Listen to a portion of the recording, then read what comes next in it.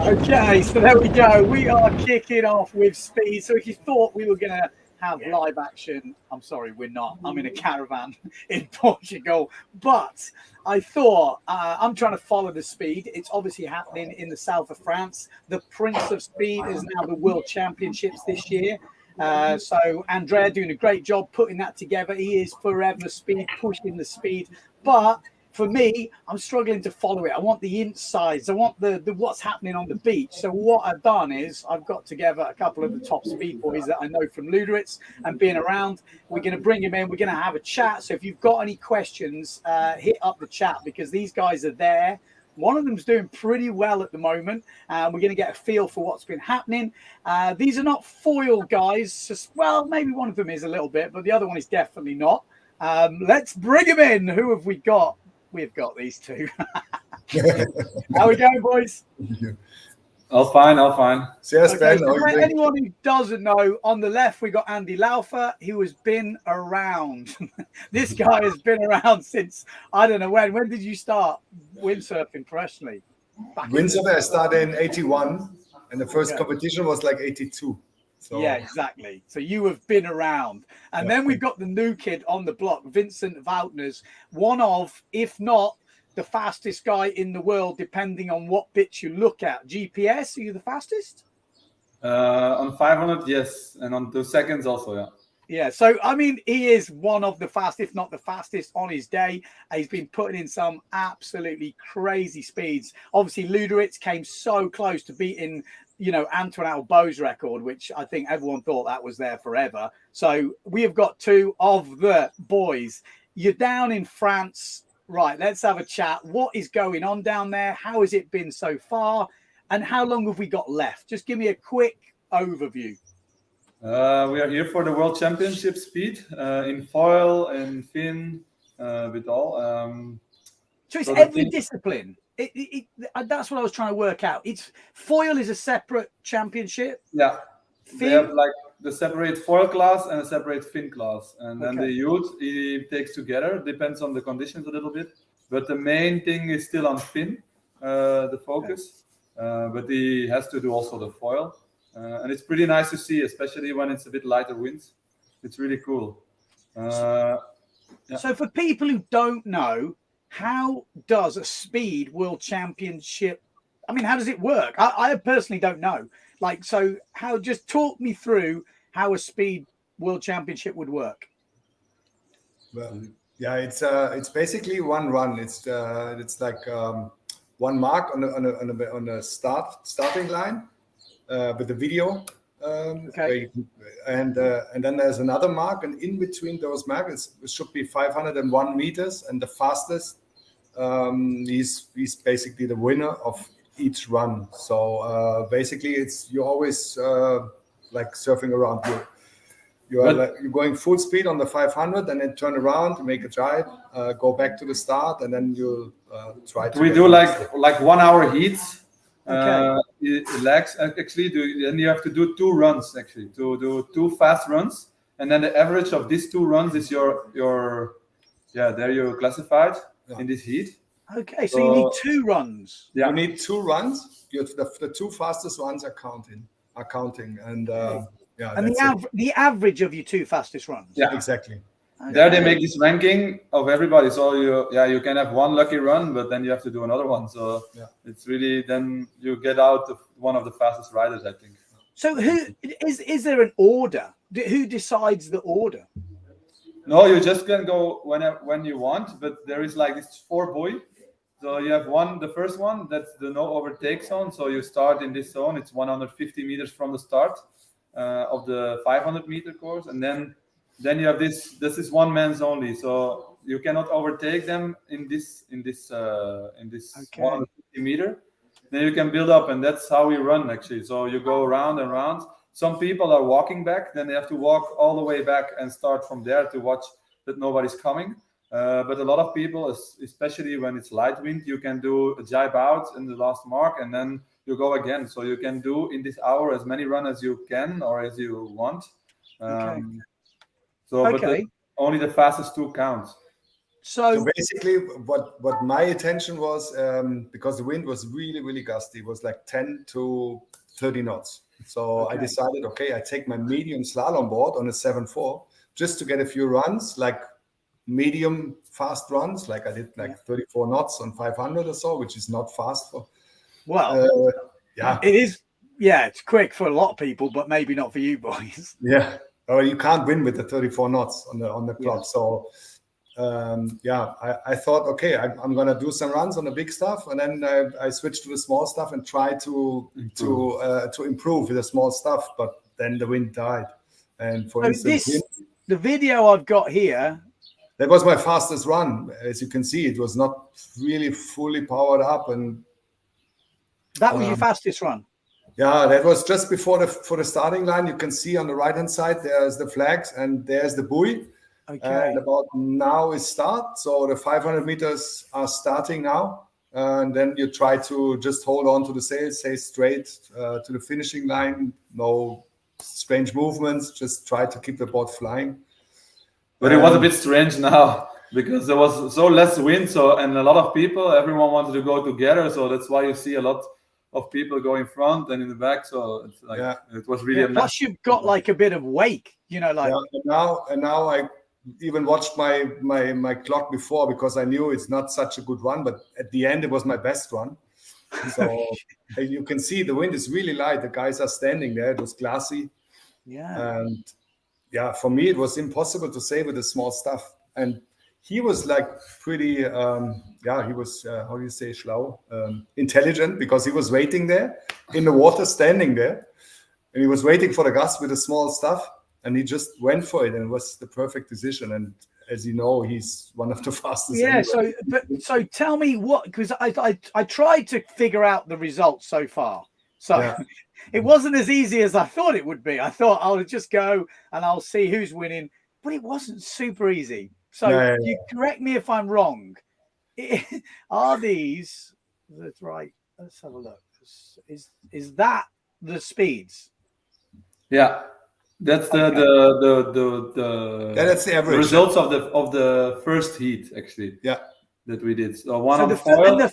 So this was the first heat, and was this the fastest so far in the week? Yeah. Yes. Okay. Yeah. Now, yesterday they did another leg on foil, or 2 days ago. Yeah. No, yesterday. 2 days ago. 2 days ago. They did another heat on foil. So they have now 2 heats. But the guys are getting faster on the foil actually, because they are almost in the 37th yesterday. Okay. Yesterday before, which was world record. I think William Hubert, how do you call it? Yeah, on GPS he was faster than Nico. Yeah, on GPS he did the world record, but not within the 500 meters. So really? Yeah. Okay, so the foils are pushing super hard then. Yeah, they're super fast right now. Yeah. So William Hubert. Okay, so what's that? 35. Yeah, I think he was first in the first heat. Then Amado was in the second heat. He was first, but I think William was second in the second heat. Yeah. Okay. Yes. Okay. Now he's like on first. No, it's really close between those 3 guys. I think. Right. Let me just add this in. Hang on, boys. Let me add this one in because. Okay, so this is the provisional. So this was what you were talking. This happened yesterday. Yeah. So William Hubert 35.22, 35.50, and then in the next heat 35.68 and 35.86. Yeah. So William, and then Matteo Iachino was up there, like you say, Amado in that second one. Yeah. Okay. Yeah, that should be. So that was yesterday. So then going back to the other day, which I'm from what I can understand, Vincent, you were the fastest by quite some way. Like looking at the speeds, it looks like you smoked everybody. Yeah, but the thing was that it was really shit condition actually. But we had to go out because he wanted to have this result. What I understand, because it's a world championship, so you need a result, of course. Then you can be relaxed a little bit. But I was just then he said, we open again. I was just waiting in the water because there was no wind in the beginning. So I thought, if it comes, it comes for a short period, and then I tried to give it all. I was on my 6.5 and a 62 board. So I wanted to do some 62, runs. hang on, so 62. What's that? That's not. That's a small slalom board, or is it a speed small slalom board? Yeah. small slalom? Okay. So, and I wanted to push on this to do some runs to try to get around a little bit, and then it felt a little bit like the wind was picking up. So I came to the beach, I took my speedboard, but then the wind died completely, so I had to swim in the end. But I was just waiting there in the beginning till the gusts come, and then I stood up on the perfect moment. I think I did one run, then I go back super quick. I did 2 other more runs, and then it was done actually. Yeah, because looking at the speeds here, 37.52 was you, and then Pierre Mortefon 35.88, is it? Yeah. And then Ben van der Steen 35, then Antoine Albo, then Cedric Board, then Laufer, then Mr. Laufer. Is it? Yeah. Laufer. Yeah, Mr. Laufer. And then there's some, I can't tell because it's got some white writing over the speed. That's Pascal Bouloré and Jim Cosley, and then there's Sam Steve inside there. Oh, really? Sam Steve? Yeah, he's before Giacchino. Blimmin' heck, because Sam Steve, obviously like 75 kilos, freestyler. Yeah, but he was on the speedboard. He could go on the speedboard with a 5.6, I think. Yeah, no, he was on my 5.8 and on a speedboard. I borrowed him my 5.8. That's classic. Yeah. That's classic. He was on a 45. So with this, obviously, just actually out of interest, what fins are you running when you in these conditions? What sort of fins are you running? Asymmetrics, symmetrical? What sizes? Yeah, on the speedboard, I always use asymmetric fins. On the bigger boards, so more like 25, and on the small board, 21s. But on the slalom board, I just use the normal slalom fin. 32 I was on. Yeah. And it felt pretty nice because I was trimming everything for super light wind and to push that everything fly as much as possible. And then, yeah, I was on a 36 fin on a medium board. Yeah, so that was pretty big. Yeah. So obviously, the smaller fin you can get away with, the better. But you obviously need the lift or the speed. Sure, you need the lift, especially on the 500-meter course. It's pretty long, actually. Yeah. But yeah, to do 36, 37, it's not so fast, actually. So that's why I was thinking, maybe it was not so good. But after I look at the result, it was pretty good. But you say that, I find it interesting because, it's pretty well documented now that you are one of, if not the fastest guy in the world. Yeah. Yeah. And you say it's luck, and we have this conversation about everything. You're still at the top. Like if it was lucky, in theory, you wouldn't be at the top. Yeah, but it's not only luck, I think. A lot of people say, but I got 5 runs and I was still in the top 2 or 3, I think. And that's my point. So I do find it interesting when people go, oh, yeah, it was all luck. And you think, well, the top guys are usually still at the top. And I think it's even more interesting for me because there's some top PWA guys there. It's lighter winds. So you're expecting, maybe you're going to get beaten by one of these guys. And actually, you're still at the top. Luck, I don't know. I think it's interesting. I think it was a bit of luck because normally I didn't have this 62. So 2 weeks before I came, I said, maybe I need this board. I ordered, and then I just got it on time. I think 1 hour before I left here, it came. So it was lucky. That was lucky, the lucky part. Yeah, but so is everyone using just normal slalom sails? That's like the go in that sort of stuff, 6.5, 6. Yeah, because this is a big stuff, and mostly I think all the brands have this normal slalom and not really 100% Oriental speed sails. I think the most people they use the slalom stuff, even in the small sizes. Now with Neil Pride we have two speed sizes, but before we had also just the slalom sails. Yeah. And what are your boys like thoughts on a speed world championships? Because maybe I'm wrong. Did it happen last year? Speed world championships? No. They organized in Gran Canaria, I think. But then when they came, it was not. They didn't have the license. Also, I don't know. Yeah. The last one was in 2018. Yeah. In Gran Canaria. Yeah. So it's. Fuerteventura. I mean, I gotta say, like, there has to be a massive thanks to Andrea. I mean, he is a larger-than-life character.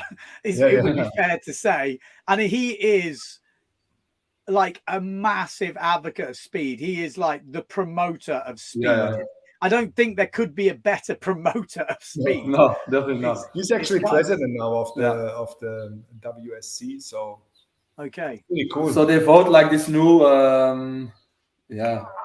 new people that do this organization a little bit, and that's actually a good thing that he's now here, because he's trying a lot to do a lot of events on this beach in La Palma, and one of the best places in the world to organize this, I think. So it's pretty nice that he finally got this world championship here, because he really earns it, I think. So what is the sort of thing with speed now? How does it work from now on? Can there be another world championships next year at the same spot, or does it have to move? Is it a kind of a roaming? If we have this result, if you have a good result this year, I think he will get. He can organize the same thing here in La Palma. But they are thinking to do some sort of speed tour, like on some different locations, and to have like this little tour, so maybe with 3 or 4 events. And then will be La Palma, Gran Canaria. They even speak about to go to Walvis Bay in Namibia. So that will be really insane if they found money for it, and they really can push it through. Yeah. I mean, it's interesting. It does feel like there's a bit of momentum behind the Speed Boys at the moment. I mean, again, this is just from the outside looking in. I'm just going through a few videos that Mr. Laufer kindly sent me. I'm just going to put some on, see if we've got some action. I mean, this is just a few. I think it's also really good for the sports, because speed events are like can be really big, and it's basically for everybody. You don't have to have the skills for driving, accelerating, whatever. You have 1 hour time, and you only need to do 2 runs, so it's basically pretty relaxed, and it's super fun to compete in a competition like this. Yeah, it's really interesting, and like you say, I think from the viewer, it's very easy. It's simple. It's like, who's the fastest? That's the time. That's the speed. Whatever. It's very clean. It's not like wave sailing where you're relying on a judge to kind of go in. And there is obviously a little bit of luck, which is you need the gust, you need the stuff. But I think that's what makes sport interesting. If it is just got no variables, then it can be quite boring to a certain extent. So having that little element that someone might get a gust. I mean, there was a rumor about Andrea back in the day when he won his world. I think he won the world championship in speed, and I think it was in Ireland. I don't know. I've got a bad memory, but I think I remember people saying, "Why he got the gust?" I'm like, that's the game. Yeah, but he got the gust. He took it also. So, exactly. You've got to be on the spot. You've got to throw down the speed. You've still got to do it, and you've still got to be there. So, but it's also the nice thing that you have to do like 2 runs. So then it's not only luck anymore. It's like you have to combine luck with skills. Actually, and that's what I like the most on this. And there's so many GPS guys out there. I think if you look at GPS speed surfing, I mean, everybody's uploading his times, and I think it's a really good option for everybody to join the competition. I was going to say that to you boys. What do you prefer? Speed World Championship, Luderitz type challenge, going for the world record, GPS, just picking out the best forecast and going hunting down the old, boomerang or whatever they call it, the slingshot. What's your preference? Banana ride. I think free sailing is still the best. I mean, if we have a good day here in La Palma and you're just with yourself and your watch and you can like concentrate on your runs, for me that's the best feeling. That's basically speed surfing. You can do 150 kilometers per day on the speedboat, and you're completely dead in the evening, and it's so good. I mean, but in my opinion, it's super nice to do this GPS speed surfing. It's bringing you to the next level for sure, 100%, and it's always super fun. But it's also nice to have this this competition a little bit to also get to the sponsors. And actually all is different. We wait because we have a fixed date here. It's like you have to wait 10 days for wind, and that's how all the competitions are, I think, a little bit. So that's a bit stressful. And in Lüttich it's the same, but there you go for one goal, and that's just this beat this world record. So it's some 3 different atmosphere, I think, and it's nice to come all together with all these speed surfers on one place and do a big competition. That's just fun, but it's also fun to do on the GPS, especially to beat your own records. It's really nice, and to measure with the guys that maybe are on your level, to see that you can step up or go to the next guy and then go a little bit further. What's your records at the moment? I'm a max guy. What's your max GPS speeds at the moment? Because I'm always interested by that. 56 point something on 1 second even, but on 2 seconds I don't know in knots. It's 103 point something. Me is like 55. What is mine? 55.26. Is that over 100 kilometers an hour?